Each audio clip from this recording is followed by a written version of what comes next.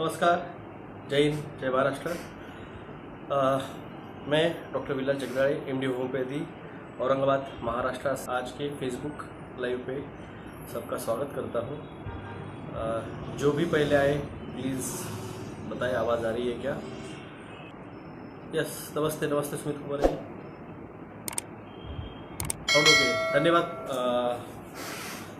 प्रथम Fernandes, thank you. तो आज कल का जैसे मैंने पोस्ट किया था, सुखबीर बिचपड़ी जी ने मुझे भेजा था वीडियो, जैसे कल टिकरी बॉर्डर पे किसानों ने बिल गेट्स का पुतला फूंक दिया और go back Bill Gates, arrest Bill Gates के नारे लगे हैं। यही नारे पूरे भारत भर में लगने चाहिए। यही नारे अगर पूरे भारत भर में लगते हैं तो ये जो टीकाकरण है, ये जो फूड है, ये जो न्यू वर्ल्ड ऑर्डर इस्टेब्लिश करना इनका एजेंडा है। तो और एक आज के बाद न्यूज़ में आपको दिखाऊंगा।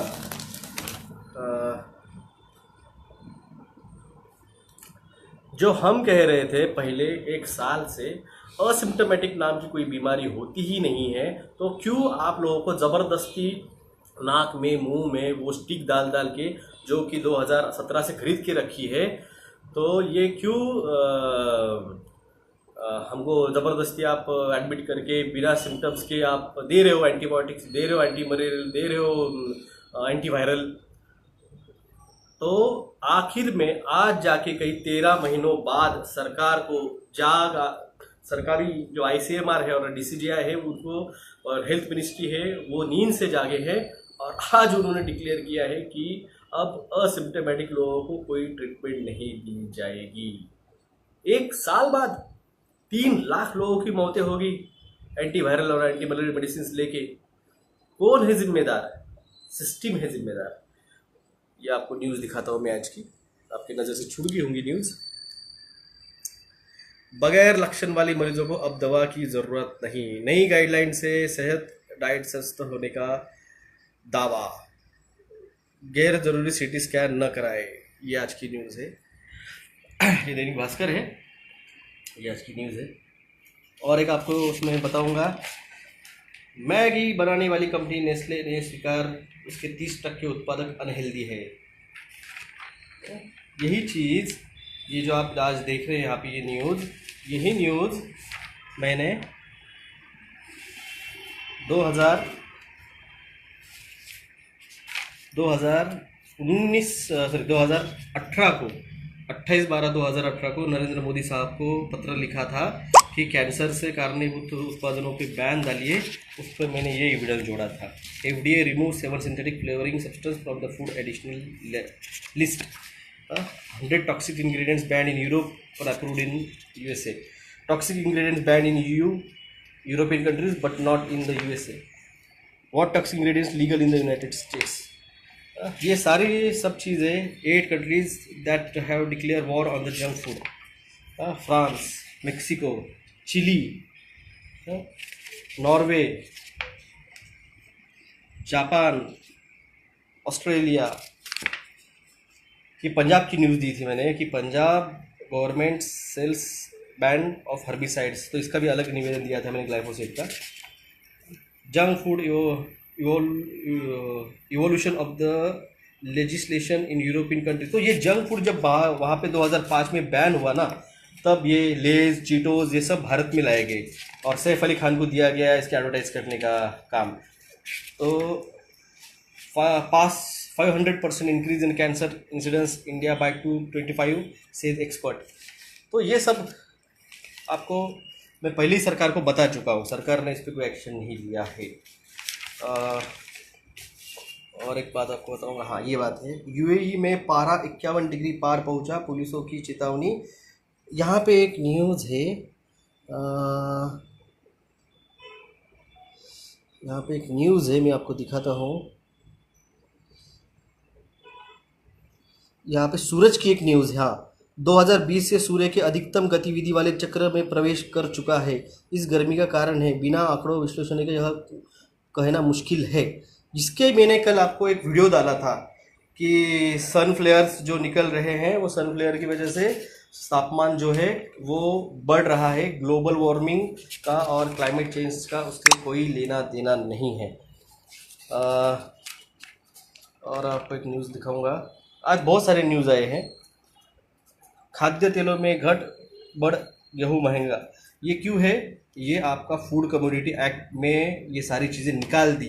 किसान जिस चीज़ के लिए लड़ रहा है, किसान आंदोलन जिस चीज़ के लिए हो रहे हैं, वो ये है। आपका फूड कम्युनिटी एक्ट में से ये सारी चीज़ें बाहर निकल गई और इसकी वजह से इसके प्राइस बढ़ गए हैं।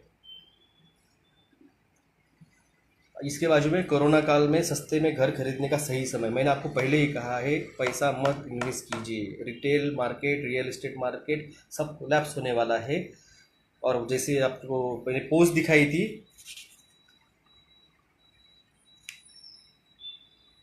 बिग बाजार के स्टोर में नजर आने लगी रिलायंस की छाप। रिलायंस अमेजन की इस अप्रत्यक्ष लड़ाई के आगे नतीजे पर भारत में ई कॉमर्स का भविष्य। देखो, मैंने कहा था रिटेल मार्केट में आएगा। कृषि बिल की वजह से ये अब ज़्यादा स्टोर करेंगे अनाज, और ये अब रिटेल मार्केट में आके छोटे व्यापारियों की कमर तोड़ेंगे। ये हो गया शुरू। जो मैंने आपको 21 सितंबर को बताया था वीडियो में, ये चालू हो चुका है।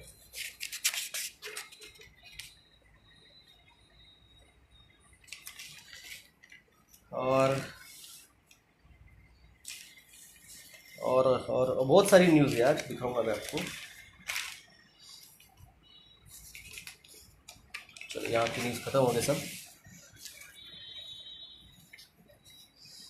यहाँ की न्यूज़ खत्म है, आपको दूसरी न्यूज़ दिखाता हूँ जो उस पेपर में, हिंदी पेपर में नहीं आई है। दैनिक भास्कर का ही है, ये दैनिक भास्कर ही है। और ये इसका मराठी वर्जन दिव्य मराठी है। और ये दिव्य मराठी आखरी पेज पे ये एक न्यूज़ है। समुद्राच्या पाण्यामुळे किनार प्रदेशात शेती क्षारयुक्त। समुद्र की हाइट लेवल जो है, समुद्र के पानी में बढ़ोतरी की वजह से किनार पट्टियों की ज़मीनें खारी हो रही है।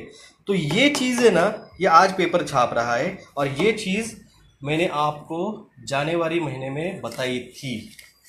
और वो न्यूज़ क्या थी? वो न्यूज़ थी the future is now, static issue future warfare. NASA का ये 2001 का फ्यूचर इज़ नाउ डॉक्यूमेंट है। और इसके अंदर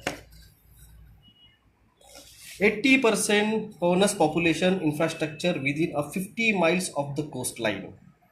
Example, then year direct bonus attack capability. ये उसका फर्स्ट है। देन ईयर का 80% पॉपुलेशन समुंदर कोस्टल लाइन से 50 माइल अंदर धकेलनी है। क्यों? उसका एक रीज़न है, ये है। ये अभी आपके सामने दिख रहा है। खेल चालू हो चुका है दोस्तों। ये जो है फ्यूचर इज़ नाउ 2001 का प्लान 2025 तक का, ये अभी आपको यहाँ पे दिखना चालू हो गया है। आपके सामने है, सब कुछ आपके सामने है, कहीं कुछ छुपा हुआ नहीं है। और एक न्यूज़ है, आपको दिखाऊंगा। ये मराठी पेपर में नहीं आई है, हिंदी पेपर में नहीं आई है। बोगस खते बी बियाणांचा सुळसुळाट, शेतकऱ्यांना लुटण्यासाठी रॅकेट सक्रिय। ये देखो, ये बोगस फर्टिलाइजर्स और सीड्स की ये आज ये उल्लेख करते हैं साल, मगर इस पर 2020 में 4/6/2019 को मैंने इस पर लेटर लिखा था। बोगस खतं व बियाणे विक्रेत्यावर शेतकऱ्यांना आत्महत्या प्रवृत्त करण्यास भाग पाडण्याबाबत। तो ये 2019 में मैंने इस पर कार्रवाई की थी कि आप बोगस फर्टिलाइजर और सीड्स आज छाप रहे हैं। इस पर मैंने 2019 में कार्रवाई की थी। तब 13 करोड़ फर्टिलाइजर्स और सीड्स को मैंने यहाँ पे औरंगाबाद जिले में पकड़वाया था। 15 दिन को, हर 15 दिन को व्यापारियों को टेस्ट, RT-PCR टेस्ट कराना कंपलसरी किया है। अब मुझे बताओ, आप खोल रहे हो और ज़बरदस्ती RT-PCR करा रहे हो, तो आखिर फिर पेशेंट बढ़ेंगे, फिर बोलेंगे देखो देखो देखो देखो कि इन लोगों ने सोशल डिस्टेंसिंग नहीं किया और मास्क नहीं पहना, यार सब कुछ लोगों पे थोप देंगे। ग्रामों को भी करेंगे कोरोना मुक्त प्रयास। क्यों भाई? ग्राम में गया ही नहीं है कोरोना, महामारी गई ही नहीं है, क्यों आप पड़े हो ग्रामीणों के पीछे? वैक्सीन ड्राइव चालू किया है मनपा ने। ये सब है। अभी आप लोगों पे तीसरी लहर का नाम आप पे ही थोपेंगे, आप पे ही ये तीसरी लहर का सब थोपने वाले हैं। सब कुछ है, सब पेपर में छप के आता है, सब कुछ पेपर में छप के आता है, आपके सामने छप के आता है। ये फ्यूचर इज नाउ और ये समुद्र की पातली बढ़ गई। तो ये खेल चालू हो चुका है। एजेंडा 21, एजेंडा 2030 चालू हो चुका है, मगर इन लोगों को इस बोगस फर्टिलाइज़र सीड्स के ऊपर काम करने को वक्त नहीं है। इन लोगों को किसान जो बोगस फर्टिलाइज़र सीड्स लेते हैं उसकी वजह से उनका उत्पादन कम होता है, उन्हें 2 बार पेरने की नौबत आती है, उन पे आर्थिक कर्जा चढ़ जाता है, फिर ये कर्जा नहीं फेड पाते हैं, फिर नया नाटक चलता है कर्ज मुक्ति का। कर्ज मुक्ति देते हैं, उसमें से आधे लोगों को मिलती है, आधे को नहीं मिलती है। बेचारे जो छोटे किसान हैं जिनका उत्पादन इस बोगस फर्टिलाइजर्स की वजह से नहीं होता है, वो आत्महत्या कर लेते हैं। फिर आते हैं किसानों के आत्महत्या के ऊपर, फिर देते हैं 1 लाख रुपए, 1.5 लाख रुपए, उसमें भी वो किसानों को, बेचारों को, उनके बच्चों को अनाथ कर देते हैं। और एक न्यूज़ थी, दिखाऊंगा मैं आपको। तो बच्चों के अनाथ की मुझे बात किया तब याद आया।